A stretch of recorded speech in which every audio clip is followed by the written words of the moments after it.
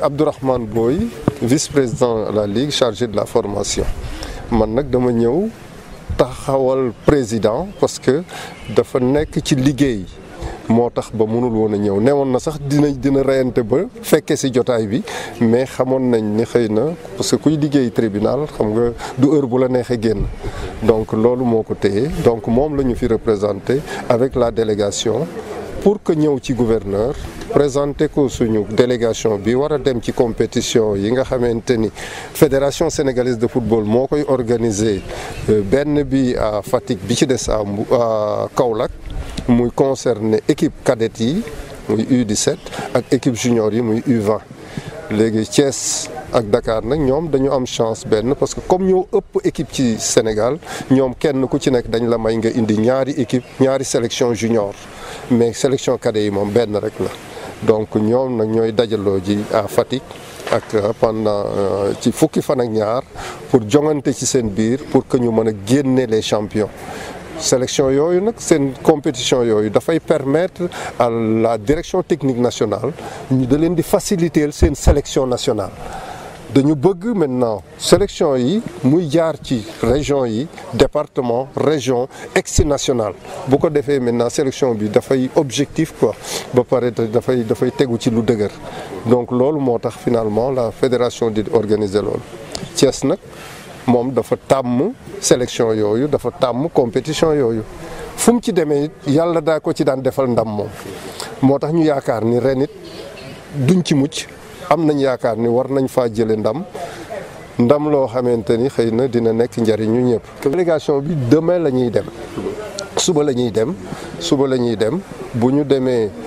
xale yi ñoom ñooy jëkk a commencé les juniors les cadets ñooy jëkk a commencé le lundi mais juniors yi ñoom le mardi la ñuy commencé donc mais ligue bi jël na disposition yëpp pour que maintenant délégation bi nekk ci condition yu baax ba nga xamante ni dinañ mën a compétir seen xel mu dal loger fu baax di lekk lu baax ba pare am couverture médicale bu baax encadré par des responsables aussi de premier niveau de la ligue donc vraiment toutes les conditions daal mën nañu wax ni li ci ëpp daal réunir nañ ko pour que ñu mën a am résultat yu baax am ndam yu baax yaakaar nañ ko bu baax a baax te it xale yi ñu tànn mais xam naa ni ku leen seetaan bi nga xam ni tànn nañu ay xale yu man football. man la Albouri Laax actuellement maay coordonnateur collectif club bu Thiès yi. soxla bés bi kat mooy que ne xale yi dañoo war a dem défendre couleur région bi Fatick ak Kaolack en U20 et en U17. léegi nag soxla bi moo doon ñëw ci gouverneur bi mu ñaax ñu leen kii leen ñun tamit ñu profité aussi pour gunge waale leen pour que bu ñu demee ñu représenter la région de Thiès dignement et de la meilleure des façons. discours boobu que président ligue bi jël na ko wax na ko parce que tout simplement xale yi bu ñu jógee ci club yi 12 clubs la mais buñ ku ci jógee sa club solotoo sa maillot club maillot collectifu ligue bi nga sol parce que ñun collectifu 12 équipes lañ c'est Thiès rek la mais la ligue de Thiès regroupe le département de Mbour le département de Thiès et le département de Tivaouane donc ñoom ak seeni nattangoo ñoo jógee fu nekk ñu def benn sélection et que les meilleurs doivent aller défendre les couleurs de la région donc ñaax bi yëpp mooy ñaanal leen surtout pour yàlla may leen ndam ci nu mu gën a rafete ñu indil ñu raaya yëpp indi fii incha allah rabbi mbooloo mooy doole ci sama xalaatu bopp mbooloo mooy doole te lii xëy na ñun yéex nañ koo def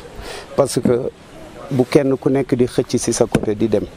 yàllaa ngi ñuy suturaal équipe bu ci nekk yaa ngi def li ngay def mais dañu gis ne bu ñu booloo ci la ñuy ëppee doole te aussi biñ ko commencé ba tey gis nañ ne ñun yéex nañu koo def donc mbooloo boobu dañuy ñaan yàlla mu gën a am doole parce que mbooloo boobu du dañ ne club bu Thiès yi mais dañ ci boole toute personne boo xam ne Thiès nga dëkk Thiès ville parce que tout simplement ci kanam tuuti ak initiative yi ñu jël yëpp kenn ku ci nekk dina war a mun a sentir boppam ci biir collectif boobu incha allah. moom ba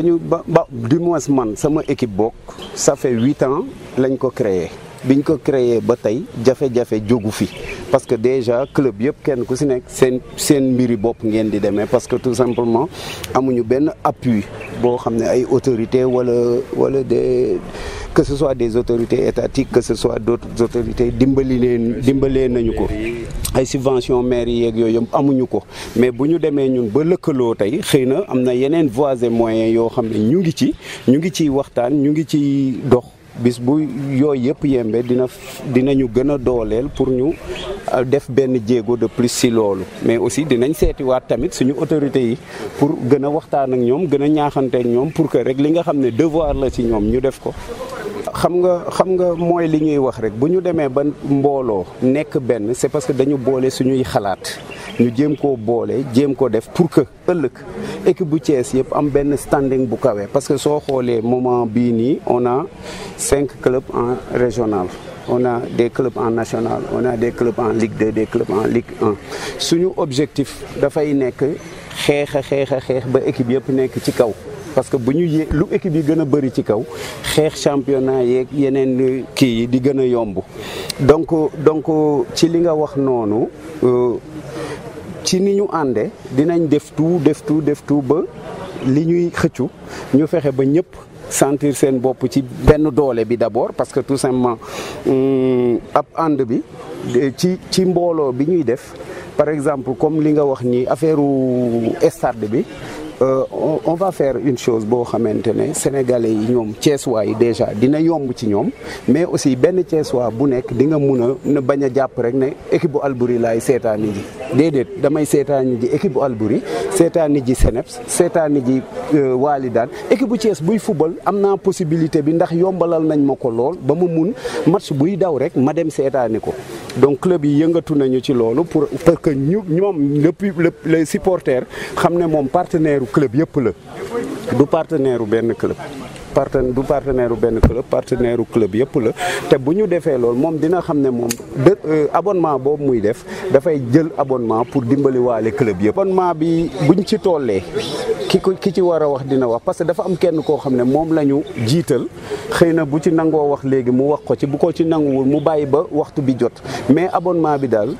boo jàppee ne yow da nga waroon a football 30 match doo fay 10 match te di nga seetaan match yëpp kon xam nga ne kooku dina yomb. Mouvement sportif national sénégalais et singulièrement son expression régionale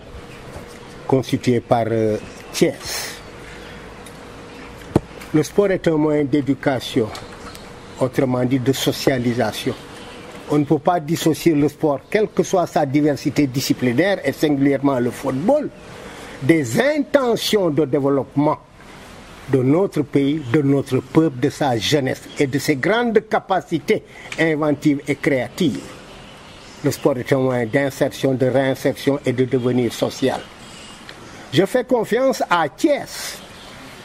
parce que nous avons de grandes capacités pour puiser dans le patrimoine historique. Soyons une référence lors de ces 2 tournois, soyons une référence d'exemplarité au niveau de la discipline, portant l'empreinte de toute moralité, de toute culture. dama ne doomu réew mooy tabax réew Maam Lat Joor moo ko doon wax ngorey faj gàcce jëf mooy nattukaayu dëgg kenn mënul seppi xeetu tàggat yaram yëpp ñu gën cee ràññale football bi si wareef ak doxalinu askan ak réew. Camus disait, vous connaissez bien Camus, il disait que ce que finalement je sais de plus sûr de la morale et des obligations des hommes, c'est au sport en général que je le dois, de par sa diversité disciplinaire et d'une manière singulière et spécifique au football. Camus était un gardien de but. Il est né à Alger. Tous mes encouragements. Il y a toujours une perspective à conquérir. Elle est devant et cela sera. Vous avez de grandes capacités pour les réaliser, justement, ces objectifs à conquérir. Soyons d'une grande exemplarité lors de ces 2 tournois-là. Et pour qu'enfin nous puissions réhabiliter Thiès, qui reste en tout cas une force motrice pour relancer l'ensemble du sport national sénégalais. ngorey faj gàcce jëf mooy nattukaayu dégg dénk naa leen seen jom ak seen ngor Mame Lat Dior de moo ñu xalal yoon jërëjëf